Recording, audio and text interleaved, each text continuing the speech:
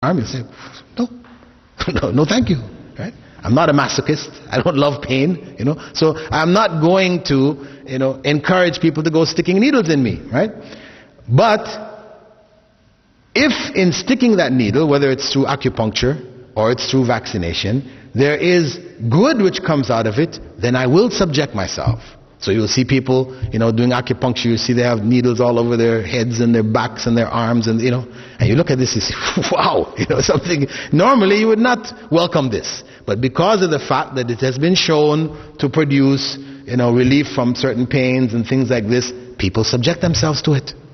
So they're doing this for the good which comes from it, not from the evil which is directly involved in that, attaining that good. Similarly, people question, if Allah knew before He created Adam and Iblis that Iblis would refuse to bow to Adam, that Adam would eat from the tree because of Iblis's trickery, so why did He create Iblis? He could have created Adam, left Iblis out of the picture, and we just have things are in order, no problems, so why? The point is that when Allah created Iblis, the evil which came from Iblis, it produced a great good. If we look at Iblis and Adam, both of them disobeyed Allah. Adam disobeyed Allah and ate from the tree. Iblis disobeyed Allah and didn't bow in honor before Adam.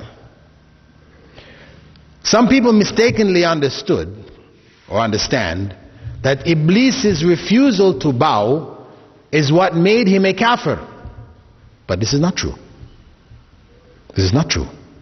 Because if in Iblis's act of disobedience is kufr, what do we say of Adam?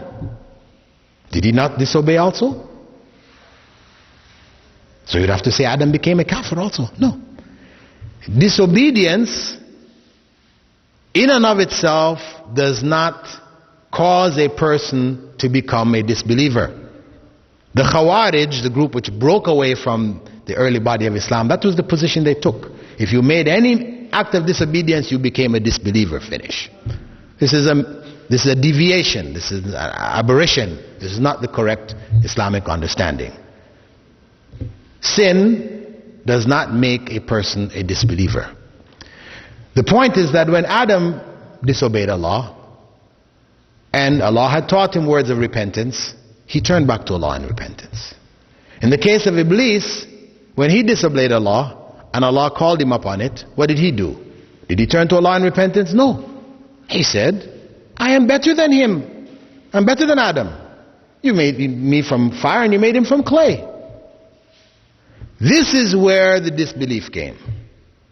Because what in fact he was saying was that it was not befitting for me to bow before Adam because I am superior to him.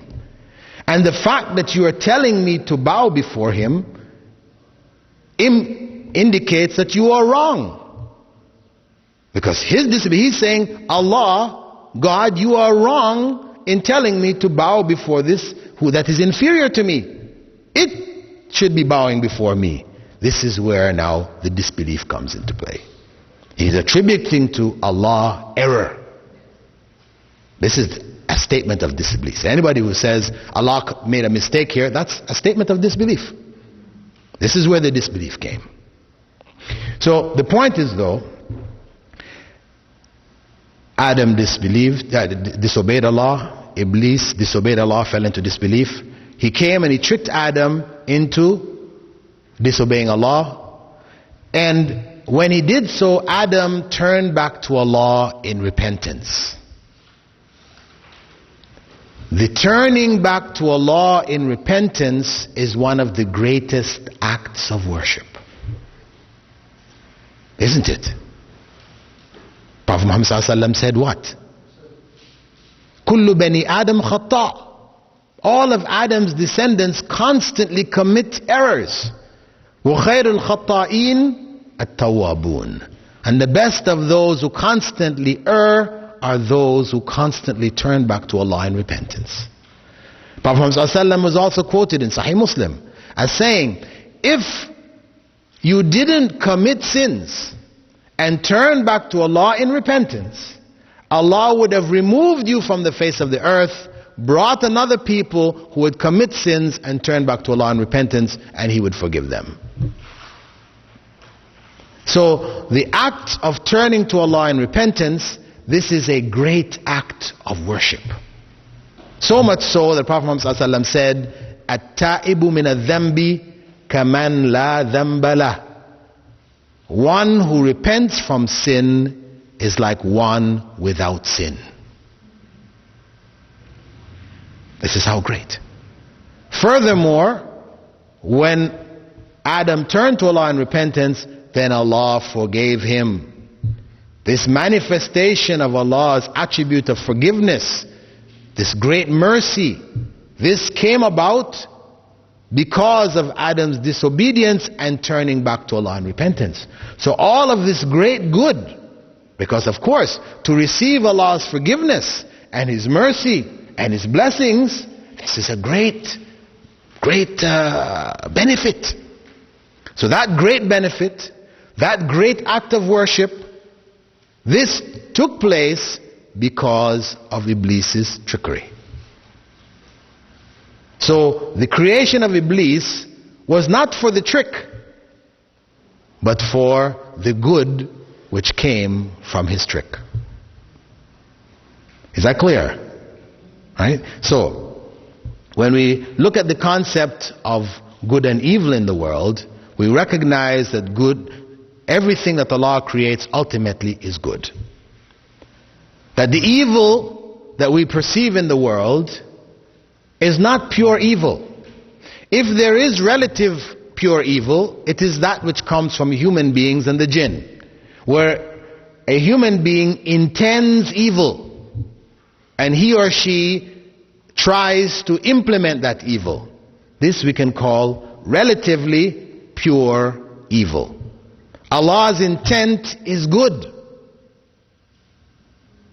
The act that we may see or the incident we may see may appear to us to be evil, but there is good behind it. Sometimes the good becomes very evident to us. Something happens to us and we say, oh wow, why did that happen, so and so? And then a day later, a few days later, we say, oh, we can see the good. That was really for this positive good thing. And other times it happens and we don't see the good. Time passes, we never see it. And this is what is in the lesson of Musa and Khidr. The lesson of Musa and Khidr in Surah Al-Kahf, this is what is in that story. Now some people mistakenly have taken from the story of Musa and Khidr that what we should learn from that is that we should follow our sheikhs, our peers, our spiritual guides and leaders without question. This is what they have an element that tries to promote this understanding. That's how we should be with our peer, our sheikh, right? And the example that they give commonly is that the murid or the follower should be with his sheikh like the dead body in the hands of those who are washing the body. The dead body, it has no will. The people washing the body turn it, they wash this side, they turn the other side, they wash it. That we should be with our sheikh like the dead body in the hands of those who are washing the body. But this is a mistaken understanding. Because neither is our sheikh or our peer or whatever equivalent to Khidr. Khidr, who was receiving revelation from Allah,